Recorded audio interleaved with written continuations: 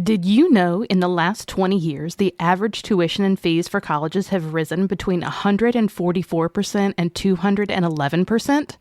The college price tag is enough to send anyone into sticker shock. Paying for college looks a lot different than it used to, and having a conversation about college and financial planning is one of the most important conversations that you will have. While it can feel scary, it doesn't have to be as hard as you may think. Let's dive into some details to help you understand the financial piece of applying to college and some talking points for you and your family. Hey there, I'm Courtney and I'm the founder of Confused to College Ready. With over 15 years experience as a mental health therapist turned school counselor, I am bringing my experience and expertise to help you navigate the college search experience. My goal is to serve students and their families and unlock the secrets to college searching. Stay tuned.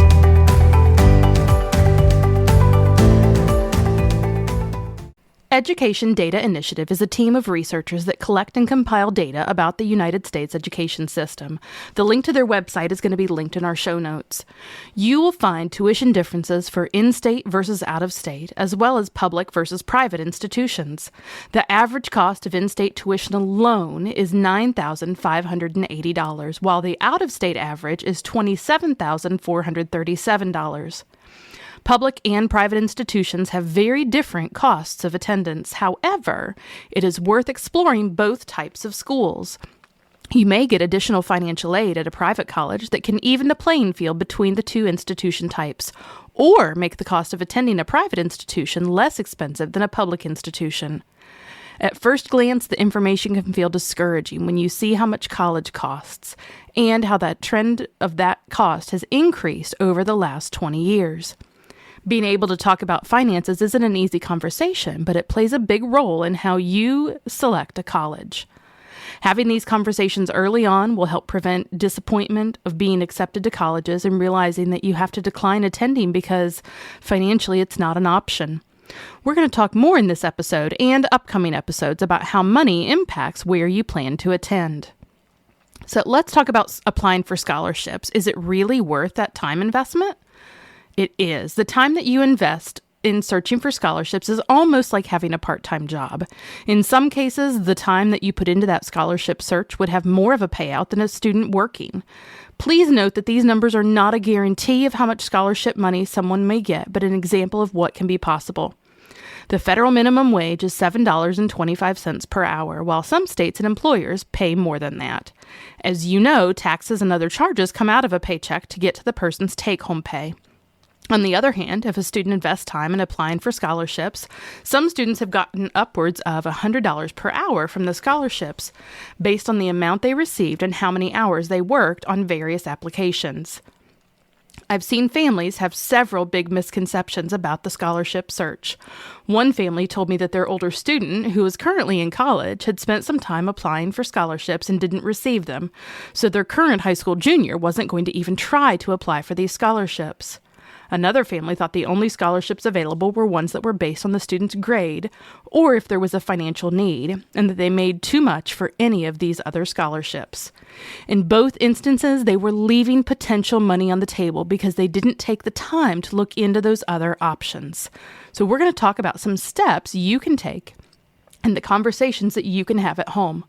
On a side note, you also should never give out your personal information to websites when searching for scholarships, including your social security number. You may need to set up an account with various agencies or websites and provide your email address, but please never give out that specific private information. All right, so let's talk about some of those conversation starters for finances in college. As you look at the cost of a college, there are several areas to discuss. First is, what is your family able to contribute to the cost of college? Have parents or extended family members saved money for college or created accounts for your student?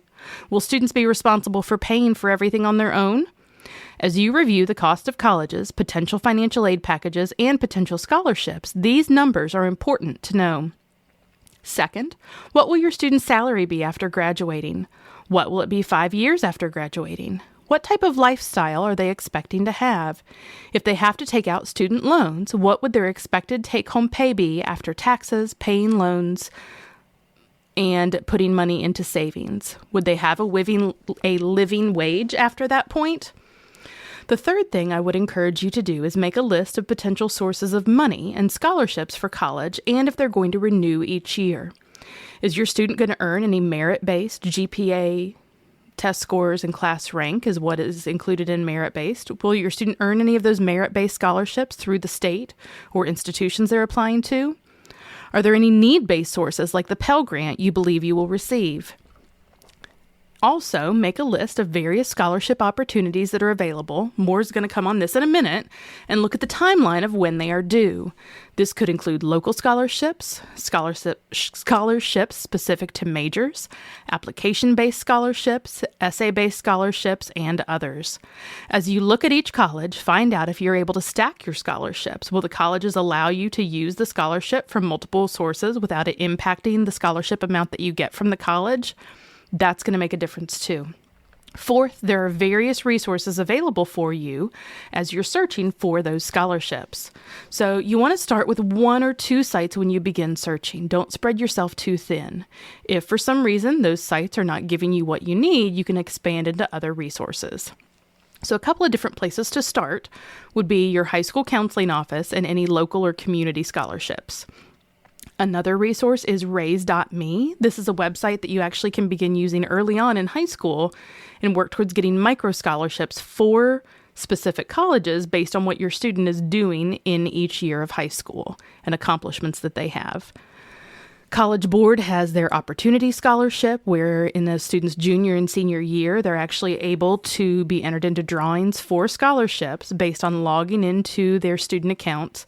And then completing different tasks, such as searching for colleges, searching for scholarships, studying for the SAT. And this is an amazing opportunity. If you complete all of the tasks that they have, they actually are going to enter you into a drawing for a larger scholarship at the very end. College Board has a wonderful Big Future search feature. That's something that can be used for careers, for colleges, looking at scholarships, and all of those pieces.